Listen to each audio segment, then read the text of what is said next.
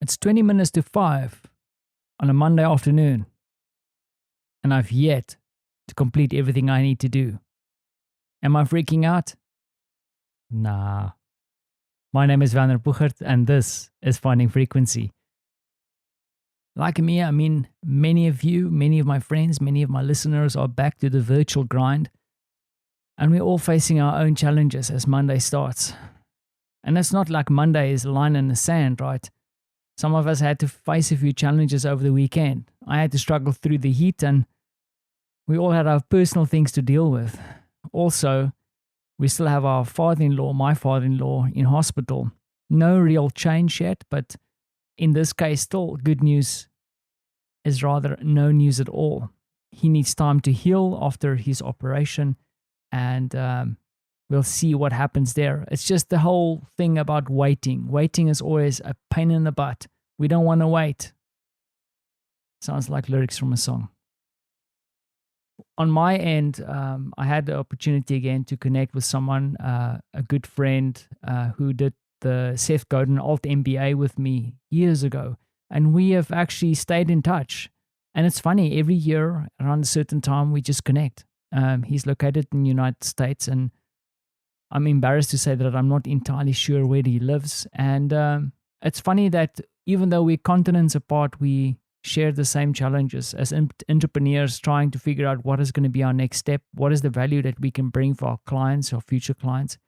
And it's funny that we also spoke about how we are now kind of reliant on less clients than we have had before. And that makes it difficult as an entrepreneur, because if you only have one or two clients, you arguably become a salary, or let me rather say you feel like you're dependent on a, in air quotes, salary.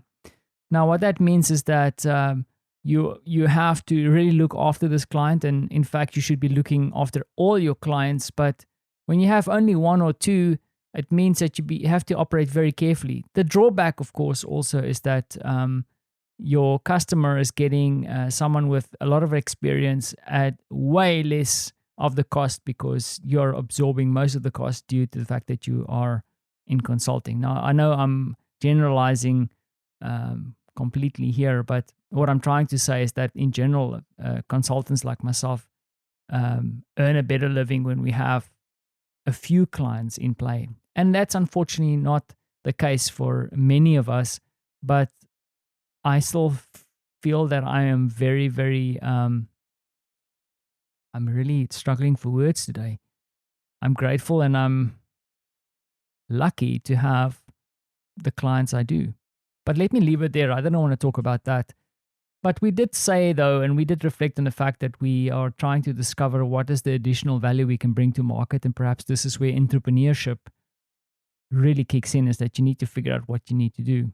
We also know that at some stage, like I mentioned before, as we go through this pandemic experience, that we're going to have to start making certain decisions about what we're going to do with our business. And arguably, that is also something that we need to consider with our family. You know, Martha is definitely bringing her share, and we are able to really look after our little son here, and we are definitely doing well. But what do we do moving forward? I also had the opportunity to connect today with a Polish friend of mine who has been working in Chile for a while, and he was actually stuck there for a fair amount of time because of the pandemic, and only recently got the opportunity to come home with his family. They are feeling much better, even though he really loved the country, loved being there. He's now back here in Poland for the time being, and he'll have to see how things play out should he return, because I think his time there would have been 3 years. And it's funny how a lot of my Polish compatriots, countrymen, have been able to create lives for themselves in other countries, or at least go and explore, like my wife did. My wife has worked in Taiwan. She's worked in Barcelona for a long time, in Germany. So it's not uncommon for my countrymen to go out and explore the world, which I hope will be true for Francie one day, to get exposure to all these different cultures and ideas. But when there's a pandemic, I'd rather have little Francie right next door watching TV and just driving us nuts. rambling. This is definitely a Monday and there's still lots to do. And I wanted to just record this and also comment on a little thing that I forgot to mention yesterday because I was so getting involved about my analogy around cleaning motorcycles. Forgive me for that. But I forgot to mention that I had my second fall yesterday off the longboard, and this time in front of a whole bunch of people. So I learned how to lift the front wheels so I can get over cracks. And the only problem is that I managed to put the front wheels down right into a crack.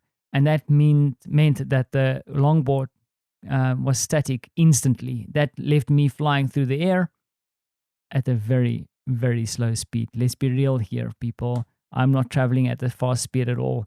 But I did end up on the ground doing a little bit of a roll. And it's funny that I actually jumped up and had a bit of a laugh and a smile. And then I looked around to see if I made eye contact with anybody, but there was zero eye contact.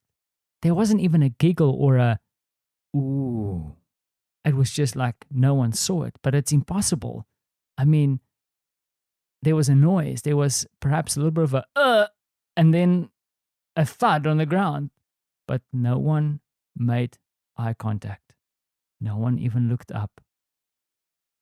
No one cared. Strange. Funny as hell, but now I have a roasty in either knee. And of course, the wifey has one raised eyebrow. I'll be careful, I promise. I'll be careful. But it's fun. I'm having so much fun with this crazy board here. Also managed to scrape one of the trucks. Now, this is the thing that the wheels are attached to. And arguably, the strange thing with skateboarding is that or longboarding, it's relatively like a messy sport in my mind. The board gets dirty from the road, it gets scraped up and falls over the place, and it's really killing my OCD mind because now I'm going like, oh no, I've got a scrape on my board. The badge of honor, people. The badge of honor. I'm about to go pro. Anyway, let me leave it there. We are healthy and high spirits and ready to go. And send some positive vibes to my wife, Martha. She's got some important stuff happening for her this week, milestones in her career. And we are rooting for her to do well. And I hope that you are having an excellent start to your week, even though for some of us, things are tough. And I know from some of my friends and some of the experiences that they are going through that some tough things happened over the weekend. And we have to move forward and yes, one step at a time, I guess. One step at a time. Just don't put your wheels down in a crack. Thanks for listening.